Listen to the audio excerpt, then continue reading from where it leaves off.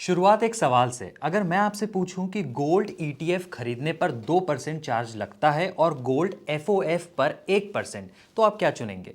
जाहिर है आप गोल्ड एफओएफ चुनेंगे क्योंकि ये सस्ता है। लेकिन दोस्तों, आपसे यही गलती हो रही है। सस्ता दिखने वाला गोल्ड एफओएफ यानी म्यूचुअल फंड सस्ता नहीं है। इस वीडियो में हम यही समझेंगे कि गोल्ड ईटीएफ बेहतर ऑप्शन है भी या नहीं, और गोल्ड एफओएफ म्यूचुअल फंड सही है या नहीं। एक पूरा कंपैरिजन करेंगे, कैलकुलेशन करेंगे, ताकि वीडियो के आखिर में आपको समझ आ जाए कि आपके लिए क्या बेहतर है। नमस्कार, आपका स्वागत है ईट हिंदी प्राइम पर। मेरा नाम प्रतीक वाघमारे है। पहले दोनों इन्वेस्टमेंट ऑप्शन को आसान भाषा में समझ लेते हैं। पहला है गोल्ड ईटीएफ, मतलब इसका एक फंड मैनेजर है जिसने सीधा फिजिकल गोल्ड खरीद कर सुरक्षित रखा हुआ है और उसके बदले आपको यूनिट देता है। जैसे कंपनी के शेयर्स होते हैं, यहां यूनिट मिलती है। फंड मैनेजर अपनी फीस के नाम पर एक एक्सपेंस रेशो भी चार्ज करता है। मान लेते हैं वो एक्सपेंस रेशो 0.5% है। अब ये यूनिट शेयर बाजार जैसे निफ्टी सेंसेक्स पर ट्रेड भी होते हैं, बिल्कुल एक शेयर की तरह।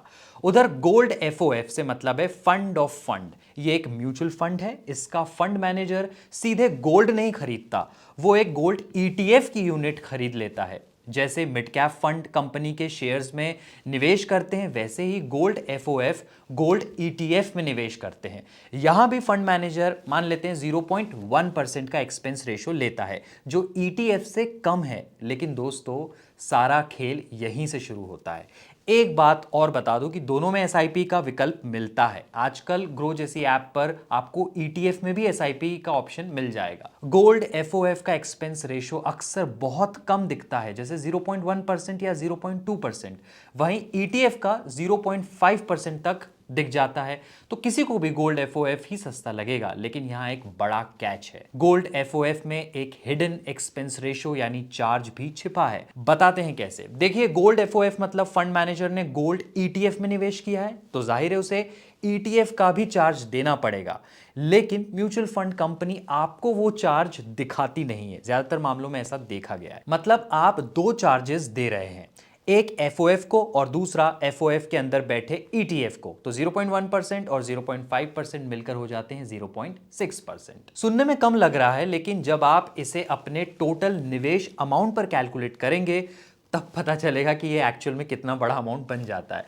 तो इससे ये साफ साफ समझ आता है कि गोल्ड ईटीएफ सस्ता है। लेकिन ज्यादा फायदेमंद कौन सा है, ये अगला सवाल है। इससे पहले मैं ये भी साफ कर दूं कि सेबी का नियम कहता है कि गोल्ड एफओएफ को दोनों चार्जेस जोड़कर ही बताना पड़ता है, और कई कंपनियां बताती भी हैं लेकिन कुछ नहीं। इसलिए आप ये ध्यान रखें। अब दोनों में से क्या बेहतर है, इस पे बात करते हैं। जब मैं आपसे पूछूं कि म्यूचुअल फंड ज्यादा सही रहेगा या शेयर्स में निवेश ज्यादा सही रहेगा, जवाब यहीं छिपा है। देखिए, गोल्ड एफओएफ आपके लिए तब सही रहेगा जब आपके पास डीमैट अकाउंट नहीं है, आप एसआईपी के जरिए निवेश करना चाहते हैं, आप स्टॉक एक्सचेंज की झंझट से बचना चाहते हैं। वहीं गोल्ड ईटीएफ तब सही रहता है जब आपके पास डीमैट अकाउंट है, आप एक्सचेंज पर आराम से ऑर्डर्स प्लेस कर सकते हैं। ऊपर से इसका चार्ज भी एफओएफ से कई मामलों में कम हो सकता है।